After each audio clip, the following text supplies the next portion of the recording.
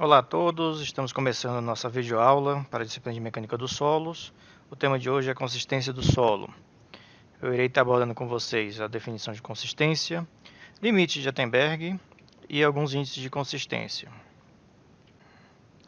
Bem, pessoal, nós temos aqui a consistência do solo, que por definição é o estado daquilo que é consistente, firmeza, estabilidade.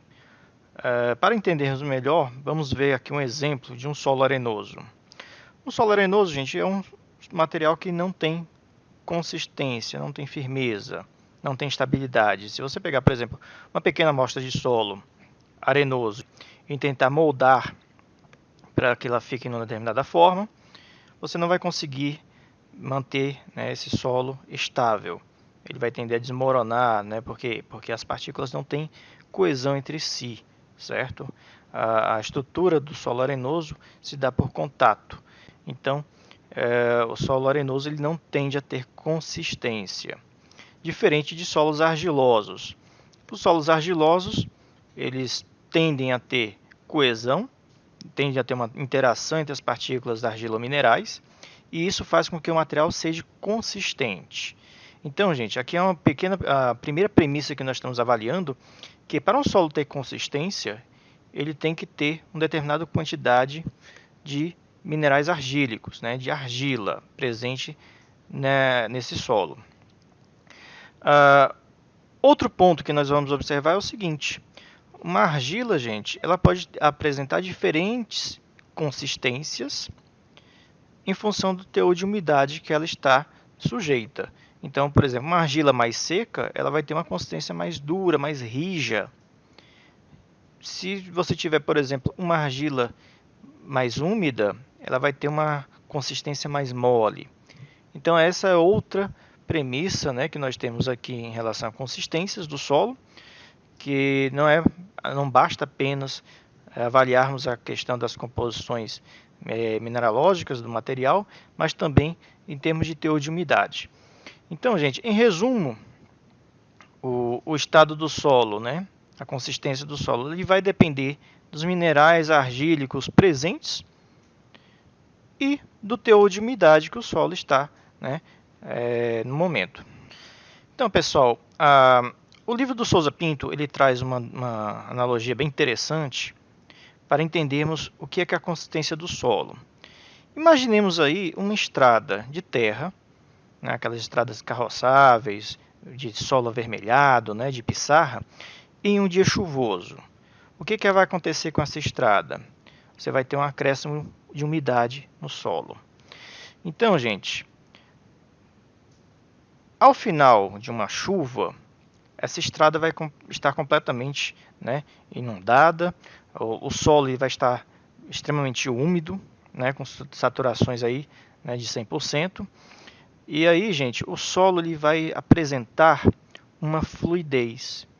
Né? Se, por exemplo, um carro passar por uma estrada como essa, o que vai acontecer? O contato do pneu, né, com esse solo vai fazer com que haja um espraiamento desse solo, porque o solo está tão úmido que ele está no que a gente chama de estado líquido. Ele apresenta fluidez nesse caso. Com o passar do tempo, essa estrada não haver mais chuvas, né, e essa estrada passar por uma secagem, nós encontramos aqui um outro estado, né, uma outra consistência para o solo, que é o que a gente chama de estado plástico. Se um carro, né, um veículo passar novamente por uma estrada como essa, a gente vai observar que o pneu ele vai deixar marcas, né? O solo ele vai ser moldado, ele vai ser plástico. Com o passar do tempo, esse solo ele pode, né, ir perdendo umidade, até que chega um ponto que se o mesmo veículo passar novamente por uma estrada como essa, ele não vai deixar marcação nenhuma, né, dos pneus nesse solo. Por quê, gente? Porque o solo ele chega a um limite que ele perde essa plasticidade, ele perde essa capacidade de ser moldado.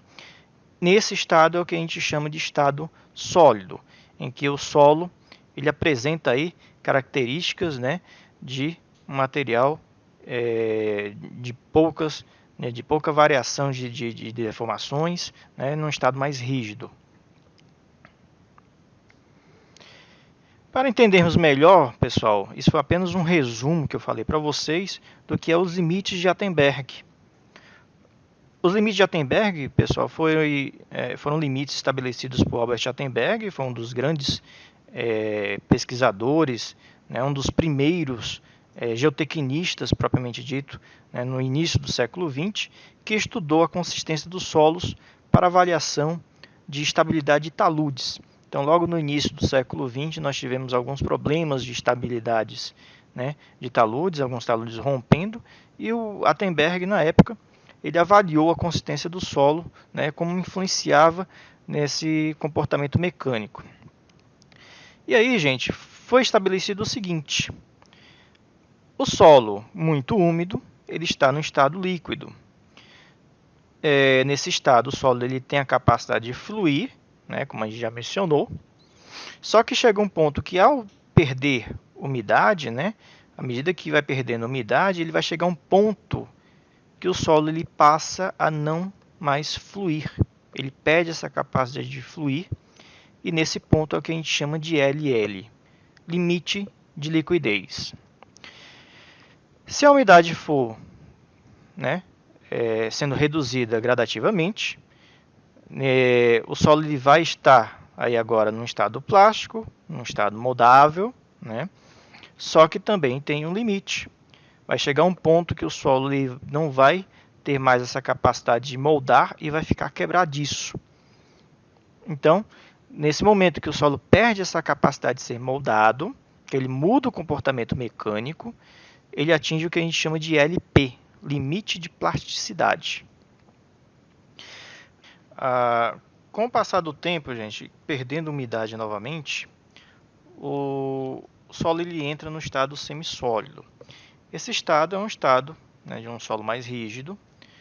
E por que semissólido? Porque é o seguinte: o solo, quando ele passa do estado plástico para o estado semissólido, ele apresenta rigidez, né, ele fica quebradiço, mas ele ainda tem um outro comportamento diferente, que é de variação volumétrica. Ele sofre uma retração, né, uma redução de volume.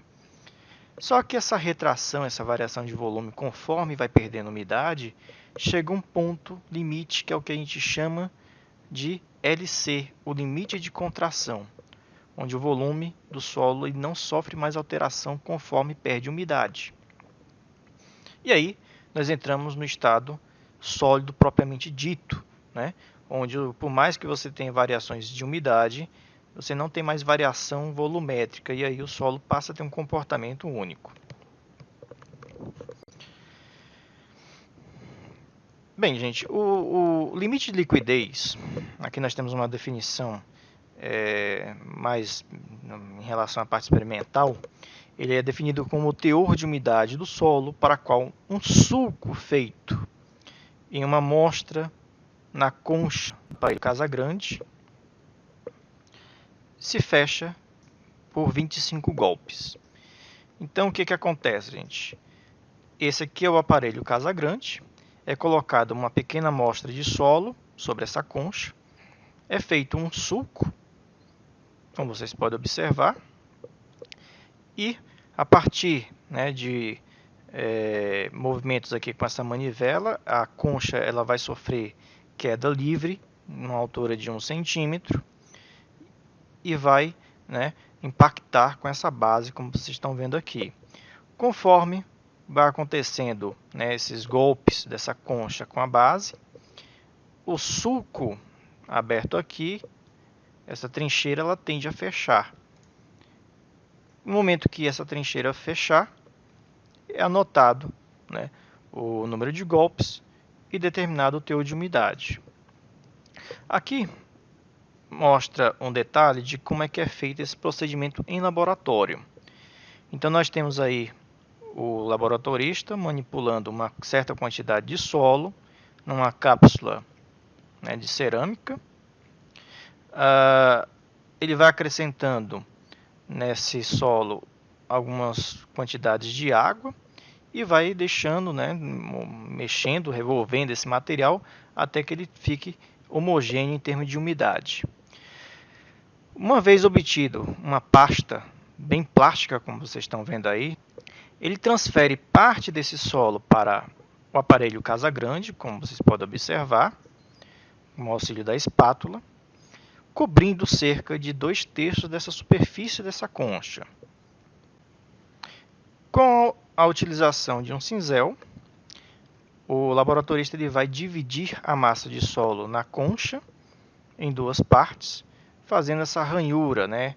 esse sulco nessa amostra. E aí, girando a manivela, vocês estão observando que a concha ela sofre, né, impactos na base do aparelho Casagrande. E por conta desses impactos, gente, o sulco, né, essa ranhura, ela fecha em um determinado momento. O laboratorista anota o número de golpes que ele deu e imediatamente, aonde se fechou, né, a ranhura, que tem que ter um comprimento de pelo menos 1 centímetro, onde fechou essa ranhura, ele pega, né, com o auxílio da espátula, ele transfere uma pequena quantidade de solo para uma cápsula e determina o teor de umidade. Após determinar o teor de umidade, gente, todo esse material ele é devolvido, né, à cápsula de porcelana. E o processo, gente, é repetido aí por mais 3 ou 4 vezes para determinação do parâmetro LL. A partir dos resultados de umidade e quantidade de golpes, os dados são plotados num gráfico e aí determina-se o limite de liquidez. Então, gente, nós temos aqui um gráfico, como vocês podem observar. A ordenada tem-se os valores de umidade. Na abscissa aqui nós temos o número de golpes em escala logarítmica. Então é um gráfico semilogarítmico. E aí, para cada ponto, nós obtemos aqui, né, a relação de umidade versus número de golpes. Então nós tivemos o primeiro ponto. Acrescentamos mais água, a tendência é a umidade aumentar e o número de golpes reduzir. E à medida que a gente vai aumentando a umidade, esse processo vai acontecendo. Até temos aí 4, 5 pontos, como vocês podem observar pelo gráfico. A partir desses pontos, nós traçamos uma reta interpolando. E aí, pela definição, gente, do limite de liquidez, o que é? É a umidade para que o solo se feche com 25 golpes. Então, se a gente rebater aqui para 25 golpes, né, nessa nossa reta, ele vai ter um certo teor de umidade, que é o LL para esse tipo de solo, é o limite de liquidez. Exercício 1.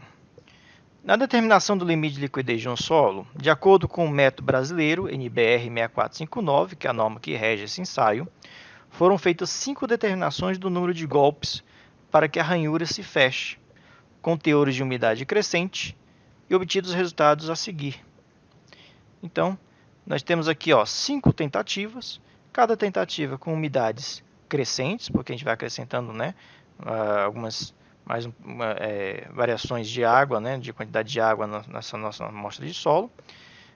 E para cada um dessas tentativas nós temos aí número de golpes decrescente. Ele pede qual o valor do limite de liquidez para esse solo. Então, vamos jogar aqui os resultados num gráfico. Plotamos aí o primeiro ponto, que é de 36 golpes e 51,3 de umidade. O segundo, terceiro, quarto e o quinto ponto, para 16 golpes e 56,7% de umidade. É comum, gente, eu acabei não falando, mas é comum, né, para determinados solos, a representação gráfica ter esse comportamento linear mesmo. Então, vocês têm aí uma aproximação de uma reta ao interpolar esses pontos.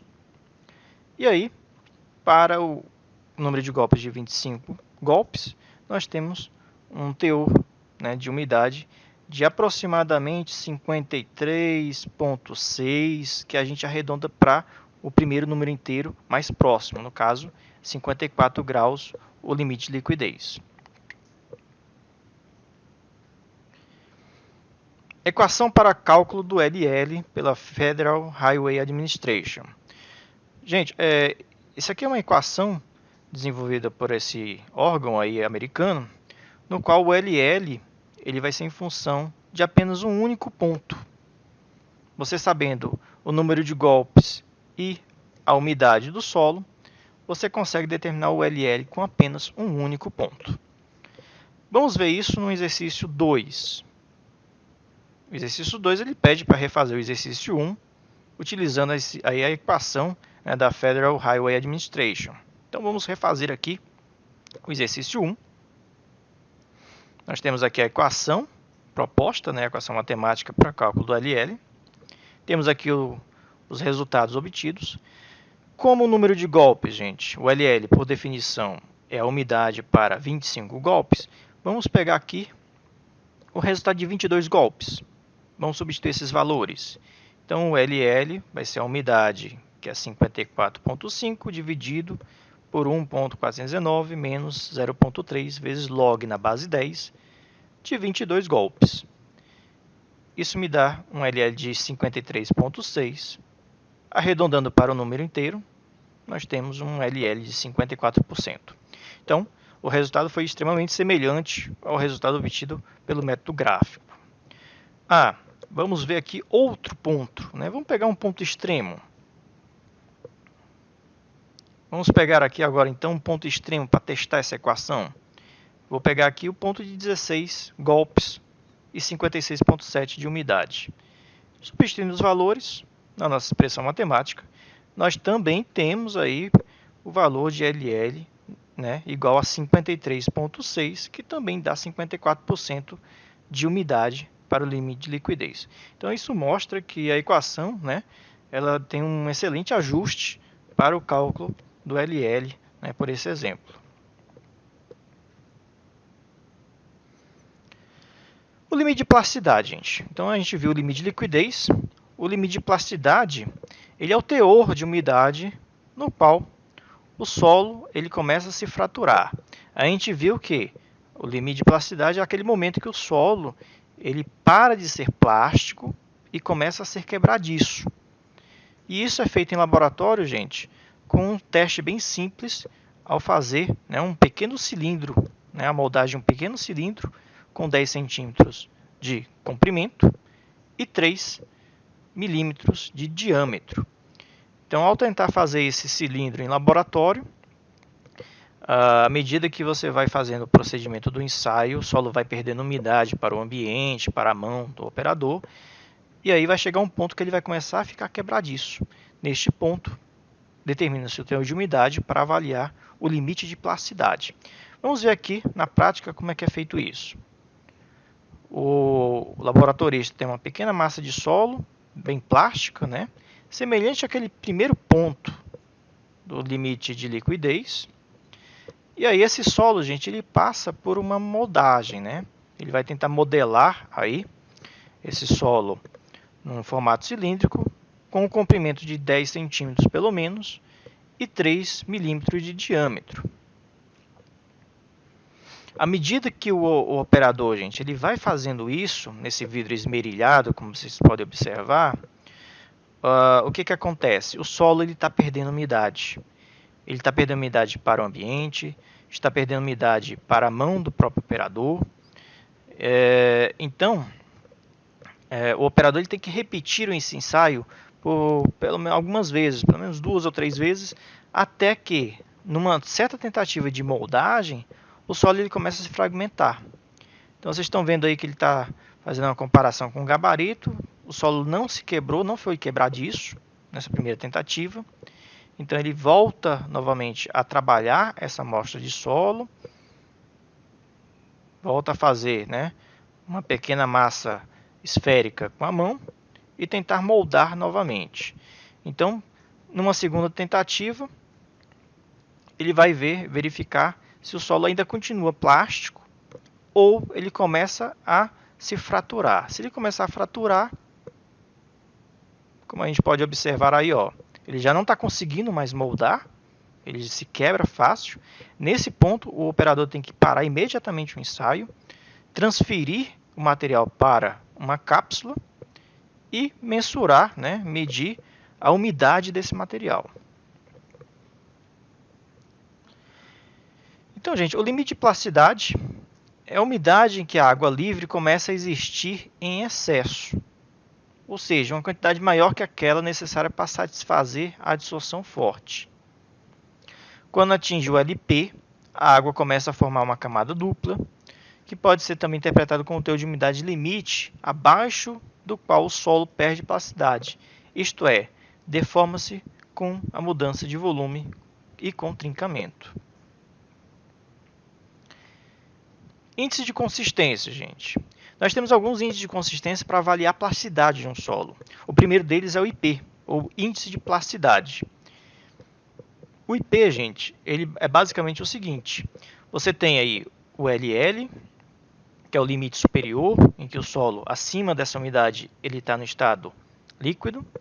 E o LP, onde nós temos o limite de plasticidade, onde abaixo desse solo está um estado quebradiço. Ok? O IP, ou índice de plasticidade, é justamente a faixa de valores de umidade em que o solo apresenta plasticidade. Ou seja, o IP ele vai ser o LL menos o LP. Basicamente isso. Aqui temos alguns valores típicos de IP. Como falado inicialmente, para solos de origem arenosas, por exemplo, solos residuais de arenito, você tem um IP mais baixo, aqui por exemplo de 11 a 20%, areias argilosas variegadas entre 5 e 15%, e à medida que o solo apresenta um teor de uma quantidade de minerais argílicos maior, esse IP ele tende a aumentar. Por exemplo, aqui é uma areia argilosa, uma argila variegada, já tem um IP de 15 a 45%. Uma argila orgânica já tem um IP de 80%. Então, gente, o IP ele é muito em função da quantidade de minerais argílicos presentes no solo. Isso a gente já discutiu antes. Se a plasticidade, a consistência do solo depende de minerais argílicos, o IP também vai depender dessa quantidade de minerais argílicos. Quanto maior a quantidade de argila presente no solo, maior, né, vai ser o IP, esse índice aí de plasticidade. Então, gente, o IP ele vai indicar a quantidade de água que deve ser acrescentada ao solo, com a consistência inicial no limite de plasticidade, para levá-lo ao estado líquido. De acordo com o índice de plasticidade, gente, o solo pode ser classificado. Se o IP for igual a zero, ele é não plástico. Característica comum em areias. A areia ela não é um material não plástico. IP entre 1 e 7, o solo ele é pouco plástico. Entre 7 e 15, você tem a plasticidade média. E o IP maior que 15, o solo ele é muito plástico. O grau de consistência, gente. O grau de consistência é outro parâmetro proposto aí por Terzaghi, onde define que o índice de consistência, ou o grau de consistência, é o limite de liquidez menos a umidade sobre o limite de liquidez menos o limite de plasticidade. Quando a gente tem a umidade igual ao LL, numericamente nós vamos ter um índice de consistência zero. Ou seja, quando o solo ele atinge o nível máximo de plasticidade, ou seja, ele está ali já quase no estado líquido, a consistência ela cai para zero. A consistência dele, a plasticidade desse material acaba passando para um estado líquido. Em contrapartida, quando a umidade é menor que o LP, o índice de consistência é maior do que 1. Então, o que quer dizer isso? Quer dizer que o índice de consistência, gente, entre 0 e 1 é justamente a consistência quando o solo está naquele estado plástico. Se for maior do que 1, o solo está no estado sólido. Se for 0 ou menor que 0, ele está no estado líquido. Aqui algumas classificações quanto a esse índice de consistência. Se for menor que meio, o solo ele é mole. Entre meio a 0,75 ela é média. Rija de 0,75 a 1. E dura maior do que 1. Outro índice que nós temos, gente, é a atividade das argilas. Então, como a plasticidade do solo, gente, é produzida pela água dissolvida, que circunda as partículas de argila, podemos esperar que os argilominerais poderão afetar os limites de consistência do solo. Então, o Skempton, em 53, ele identificou, gente, que a plasticidade do solo aumentava linearmente com a porcentagem de porção de argila menor que 2 micrômetros. E aí, a partir dessa observação, ele definiu o índice de atividade, que é basicamente o IP dividido por essa fração de argila menor que 2 micrômetros. Então, gente, o que é esse índice de atividade? Se você tiver, por exemplo, uma quantidade muito grande de partículas muito pequenas, como as montemorilonitas, o que acontece? Esse material, gente, ele vai ser ativo, ele vai ser expansivo. Então, o índice de atividade ele vai medir a expansão do solo. Se você tiver uma argila muito pequena, né, de partículas muito pequenas, isso vai refletir na atividade dessa minha argila, né, e ela poderá ser expansiva ou não. Aqui temos algumas classificações quanto à atividade. Se for um índice maior que 1,25, o material é considerado ativo. Normal entre 0,75 a 1,25 e inativa menor que 0,75. O exercício 3, gente. Para uma amostra de argila do Rio de Janeiro, obtiveram-se os seguintes valores médios: LL de 120%, o LP de 40% e a umidade de 90%. Sabendo-se que a porcentagem de argila, isto é, de material menor que 2 micrômetros, é de 55%, obter o índice de plasticidade, atividade e o índice de consistência. Então, essa questão é uma questão bem simples. Basta nós jogarmos os valores em algumas expressões matemáticas, como, por exemplo, o índice de plasticidade é o IP, que é o LL menos o LP. Então, obtendo aqui o valor, 120 menos 40, o nosso IP é igual a 80. A atividade é aquela equação do Skempton, o IP dividido pela fração de argila menor que 2 micrômetros. O IP nós calculamos deu 80, essa fração menor que 2 micrômetros, a própria enunciado da equação, o próprio enunciado da questão me dá que é 55%. Substituindo os valores, a atividade deu 1,45, ou seja, o material aí é considerado ativo ou expansivo. Já o item C, o índice de consistência, utilizando lá a equação do Terzagh, jogando os valores aí, né, do LL, do LP e da umidade de 90%, nós chegamos a um índice de consistência de 0,38, ou seja, um material classificado como mole. Exercício 4. As seguintes indicações são fornecidas para os solos A e B. Essa é uma questão se não me engano, do Caputo. Nós temos aqui um solo A, um solo B. Nós temos o LL, o LP, a umidade, a densidade real e o grau de saturação para ambos os solos. E aí ele pergunta: qual dos dois tem maior teor de argila? Explique. Qual o de maior índice de vazios?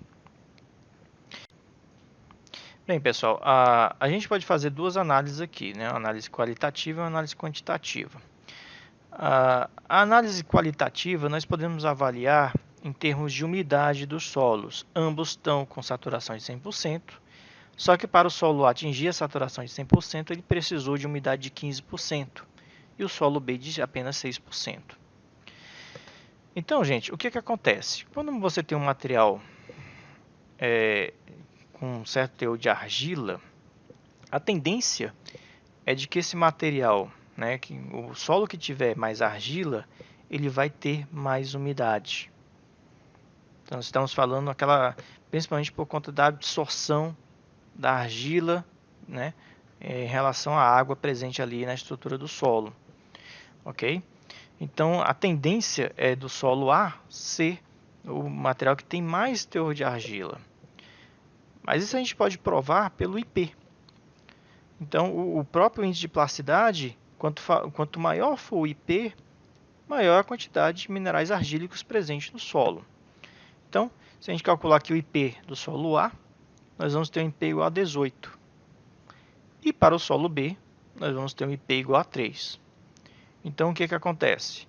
O solo A, por ter um IP maior, ele tende a ter, um maior teor de argila por conta disso.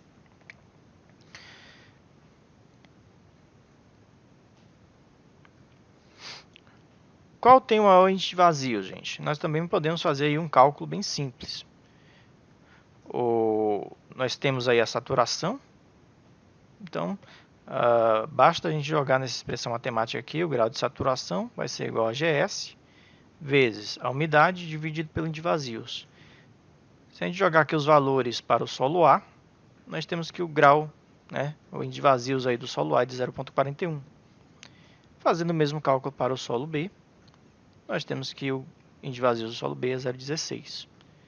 Então, o que acontece? O solo A ele tem maior índice de vazios aí que o solo B. Resistência quanto à compressão do solo, gente, é outro índice que nós podemos avaliar a consistência do solo. Então, se você fizer um ensaio de compressão, semelhante àquele ensaio de compressão que a gente vê em materiais de construção, num corpo de prova de solo, se ele tiver uma resistência na hora de fraturar, na hora de romper, por uma compressão, ele tiver uma resistência menor que 25 kPa, a consistência é mole. E aí a consistência, em função dessa ruptura, ela pode ser mole, média, rija, muito rija e até dura se a resistência a ruptura aqui do solo for superior a 400 kPa. O último índice que nós temos é o índice de sensibilidade, gente. A resistência das argilas depende do arranjo entre os grãos e dos vazios em que se encontra. A consistência após o manuseio, amolgada, pode ser menor do que o estado natural, indeformado. O que ele está querendo dizer com isso? Nós temos aqui, gente, uma amostra indeformada, uma imagem mostrando aí em campo, a retirada de uma amostra indeformada, e uma outra imagem tirando uma amostra deformada, que a estrutura foi destruída. Se nós fizermos aqui a moldagem de um corpo de prova, a gente fizer um CP dessa amostra indeformada, a gente pode ter um CPI cilíndrico, como vocês estão vendo na imagem, e da amostra deformada você também pode obter uma amostra cilíndrica. Você pode calcular qual foi o peso, as dimensões, o índice de vazios, a umidade que estava aqui nessa amostra e tentar compactar um solo, uma amostra amolgada, tentar reproduzir a estrutura desse solo de maneira artificial. Então você tem aqui dois corpos de prova, aqui é apenas uma exemplificação, gente, não leve em consideração as diferenças de cores, mas vamos imaginar aqui que são dois corpos de prova com o mesmo tamanho, o mesmo peso, a mesma umidade e as mesmas características geotécnicas de granulometria, índice de vazios, etc. Então, gente, uma amostra indeformada no seu estado natural, ele vai ter a tendência de uma resistência maior.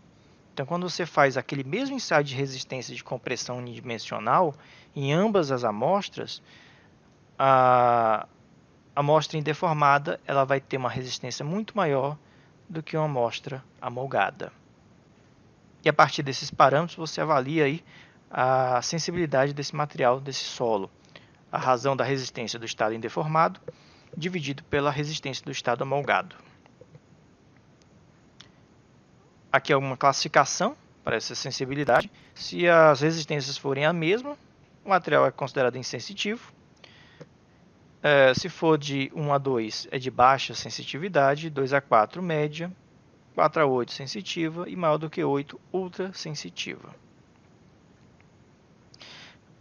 Um detalhe, gente, a sensitividade da argila ela pode ser atribuída ao arranjo estrutural das partículas estabelecido durante o processo de sedimentação.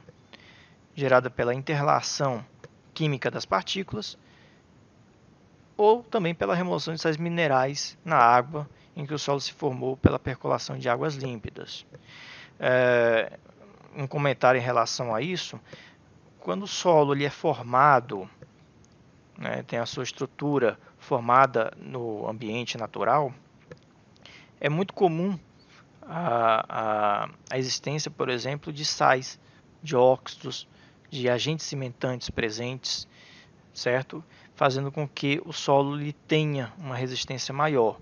Óxido de ferro é um dos minerais presentes num determinado solo que faz essa cimentação, essa cola entre as partículas.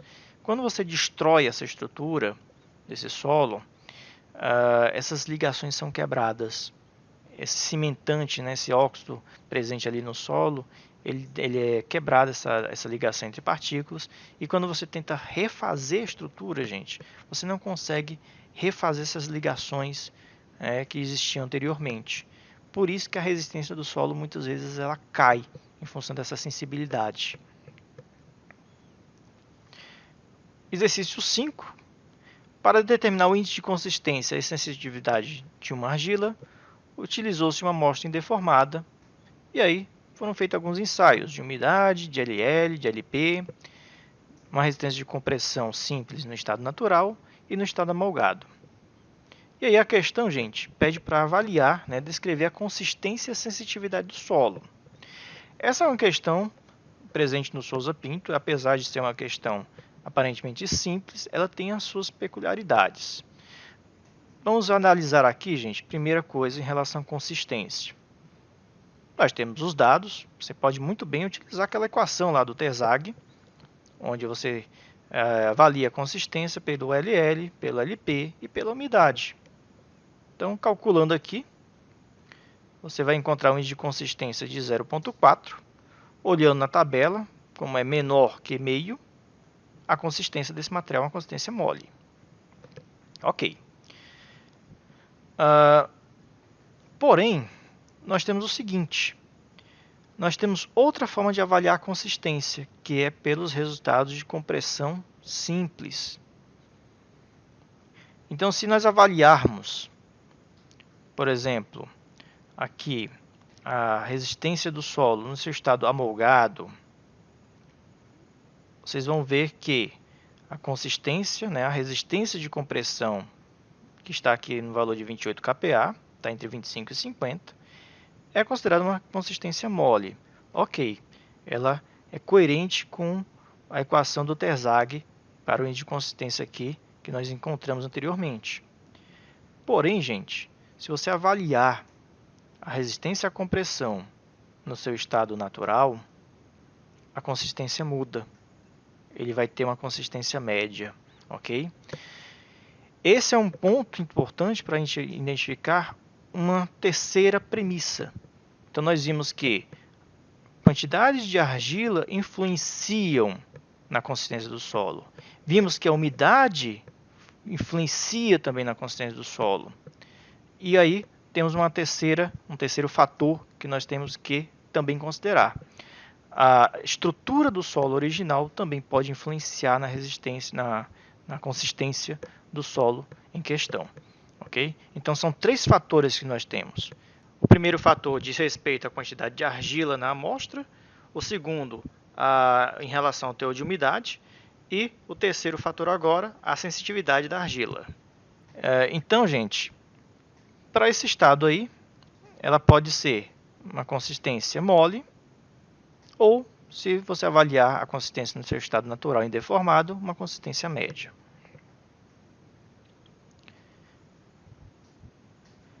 Para a sensitividade, a gente não tem segredo, é apenas implementação de fórmula, é você dividir a resistência à compressão no estado natural pelo estado amolgado, dá um valor de 2,93. Então, quando a gente analisa aí a classificação desse material, nós temos que o solo tem uma sensitividade média. Então, gente, a aula de hoje foi isso. Para quem quiser acompanhar pelas biografias do nosso curso, nós temos aí o capítulo 4 do Braja, os capítulos 1 e 2 do Souza Pinto e o capítulo 6 do Capoto.